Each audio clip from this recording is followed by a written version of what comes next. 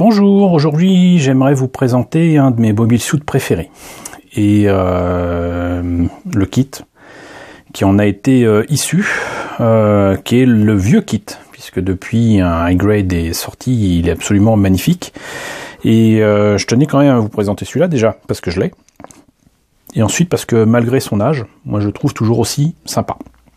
Et il s'agit du Gouf Custom. Alors le Gouf, c'est le MS-07 qui est piloté dans la série originale par Rambaral. C'est, on va dire, un Zaku amélioré, je sais pas si on peut dire ça, mais en tout cas, le MS-06 c'est le Zaku de base, le MS-07 c'est clairement donc une version supérieure, une version, comment dirais-je, vraiment beaucoup plus puissante et beaucoup plus maniable du Zaku, et donc qui a été appelé le Gouf. Et dans 08 MS Team, qui est malheureusement une série d'OEV qui est totalement inédite en France pour l'instant, il y a ce Gouf amélioré, encore plus amélioré, qui est piloté par un as, un pilote exceptionnel, et que l'on découvre donc dans cette série d'OEV, peut-être à l'avant-dernier, avant-avant-dernier épisode, et j'ai été épaté par les capacités présentées par ce MS, déjà parce que littéralement le pilote peut siffler son mobile suit pour le faire venir à lui comme un bon gros toutou. Donc le MS a des capacités autonomes qu'on ne connaissait pas à ces mobile suits qui normalement sont pilotés. Donc à un moment on le voit tranquillement aller avec son mobile suit vers un monte-charge et ensuite monter seulement dans le cockpit, hein, voilà. Donc c'est à ce point-là. Et ensuite il a des capacités de combat, bon, grâce à son pilote, dans 08 MS Team qui sont absolument formidables et exceptionnelles. Il a une batterie d'armes absolument dingue et ça le rend extrêmement dangereux. Voilà. Et vaut mieux pas se frotter à lui. Donc c'est ça qui est formidable avec ce Gouf Custom.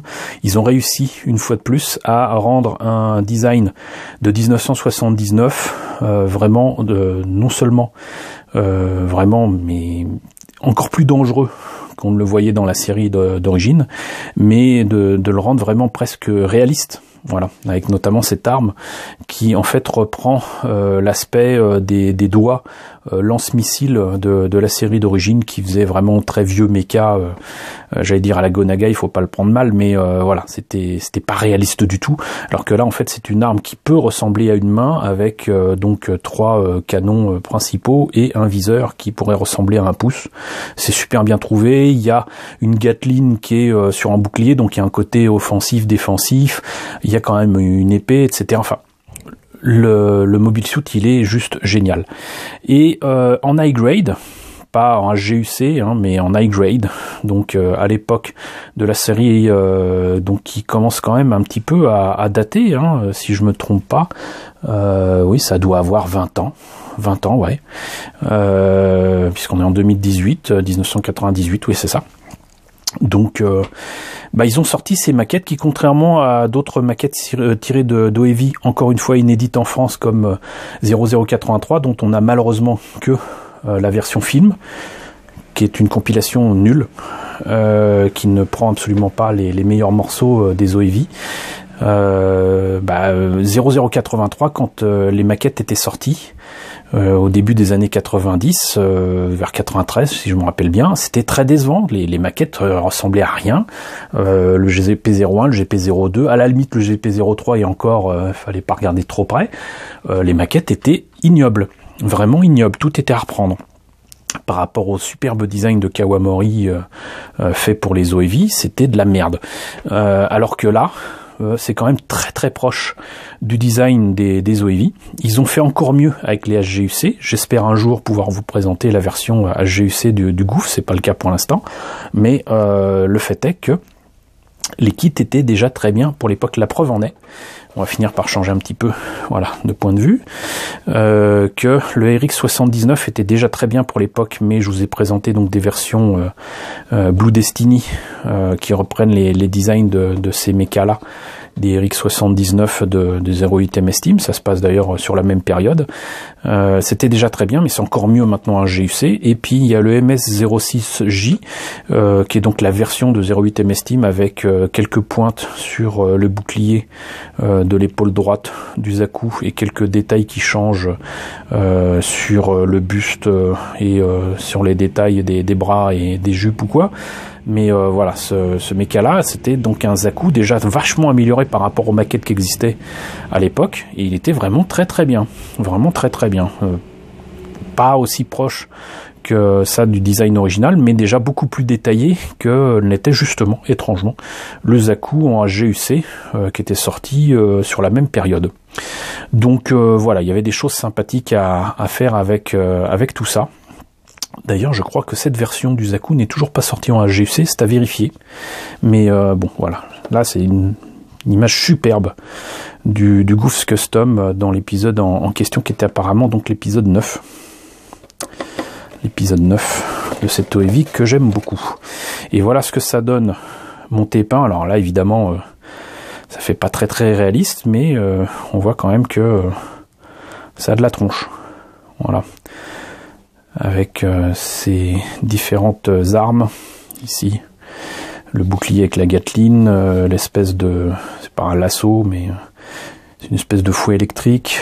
On peut quand même lui mettre les armes dont je vous parlais tout à l'heure. Sinon on peut remplacer par ce truc là un petit peu plus réaliste. On peut enlever la Gatling du bouclier, enfin plus ou moins il y a 2 boucliers différents.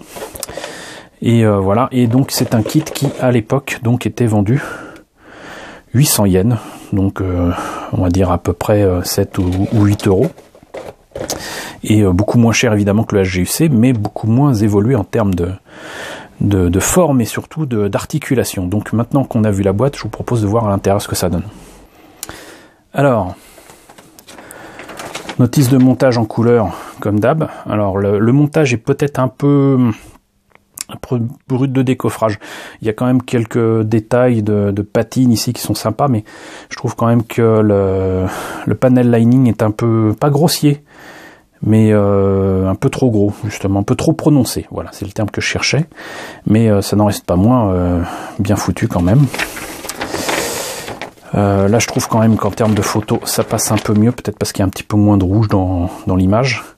Mais donc là, ça rappelle encore une fois les détails du mecha, et là donc le combat avec le RX79 que l'on voit donc dans ce fameux épisode. Et là c'est la fameuse plateforme, on voit différents un dôme, des Zaku et le Goof ici, et enfin des images qui montrent qu'on peut quand même le mettre dans des poses relativement dynamiques, mais pas tant que ça. Les pièces en présence. On commence étrangement par les jambes, les pieds. Ensuite les bras. Donc maquette à l'ancienne, donc on est obligé de coller les pièces et ensuite de les limer pour cacher les jointures. Le buste qui du coup est très figé. Très figé même. Au petit autocollant pour mettre sur le monoeil, mais on peut peut-être éventuellement faire un trou et y mettre en tout cas un petit bijou autocollant, comme je vous le conseille assez souvent. Là on peut mettre l'espèce de lasso, les mains à remplacer pour mettre sinon une arme, une autre, le bouclier sans la Gatling, les armes supplémentaires, le bouclier avec la Gatling, l'épée qui peut se mettre dans le bouclier. Et donc on en a terminé avec la notice. Les pièces, pour ceux qui voudraient quand même faire du no paint, sont déjà dans les couleurs qu'il faut. Donc là, un bleu clair. Pas beaucoup de détails, hein, mais il y en a quelques-uns quand même ici. Les jambes, pareil. Un bleu plus foncé, donc pour les jupes, le buste et une des versions du bouclier. Par contre, on a un gris bleu foncé pour le reste des armes, des jointures et compagnie. On notera par contre que le bouclier, du coup, il est d'une couleur monochrome et qu'il faudra le peindre et qui demandera d'ailleurs beaucoup de soin. Voilà, la Gatling en 2 parties, c'est pas génial, mais c'est d'époque, c'était il y a 20 ans. Maintenant, il ferait les choses différemment. Les mains sont sympas par rapport à ce qui se faisait à l'époque, mais c'est pas encore ça. Il y a moyen d'avoir mieux. Le dessous des pieds, les genoux, on va dire, le backpack. Ça, c'est les munitions pour la Gatling, et ça, c'est ce que j'ai pu récupérer pour les articulations. Pas de décalco, que des autocollants. Mais il y a assez peu de marquage sur ces trucs-là. Le monoeil et les trucs orange pour le cockpit, qui ont été remplacés dans les versions HGUC, si je me trompe pas. Si je me base en tout cas sur le gouffre que je vous ai déjà présenté de Gundam Build Fighters, remplacé par des parties transparentes. Voilà. Et alors il se trouve que j'ai une version montée de ce kit que j'avais acheté dans un lot déjà monté à une personne en convention en Belgique, à Fax. Et donc j'en ai profité pour le prendre avec d'autres kits déjà montés pour faire éventuellement des versions comme on voit justement dans 0083, pas forcément le gouffre custom, mais d'autres gouffres avec pas forcément des couleurs bleues, mais plutôt les mêmes couleurs que les Aku ou marron, etc. Donc on n'a jamais assez de ce genre de méca. Donc je vais vous montrer ça. Bon, je pensais qu'il était complet, mais en fait, non. Il me manque le dos de la main ici, donc du coup pour tenir l'épée, j'ai mis l'espèce de lasso dessus pour éviter qu'il tombe, et puis il manque clairement des pièces pour la Gatling, on va dire le chargeur avec le rail de munitions, donc c'est un peu gênant. Je sais pas si je l'avais ou tout simplement si je n'ai pas pensez à le remettre ici en vous réunissant des gouffres, parce que c'est pas le seul gouffre que je vous présenterai. Mais comme vous voyez, donc du coup ça tient assez mal. Le truc c'est que ça avait été monté tel quel et pas peint ni rien, tant mieux, parce que ça m'évitera d'enlever la peinture. Mais vous voyez que monté tel quel déjà, il est pas si mal, du tout. Et il a de la tronche, bon, si ce n'est que bon, évidemment au niveau articulation c'est pas vraiment ça, que le faire tenir tout seul c'est pas génial. En plus de ça, il a des épaules assez étranges, puisque en fait du coup on a l'impression qu'il passe son temps à vouloir hausser des épaules, mais voilà, donc franchement déjà tel quel, moi je trouve pas si mal. Et ça me permettra de faire un custom perso et ça peut être sympa. Donc voilà pour la version montée. Vous voyez que cette vieille version n'est pas si mal que ça. Donc si vous tombez dessus dans un magasin ou en ligne ou quoi, dites-vous bien que ça ne vaut pas les versions HGUC. Franchement, si vous le trouvez à moins de 10 €, franchement, ça peut le faire. Ça peut le faire grave. Et encore une fois, c'est un méca qui peut être modifié, qui peut être peint dans d'autres couleurs que du bleu. Voilà, vous ne regretterez pas.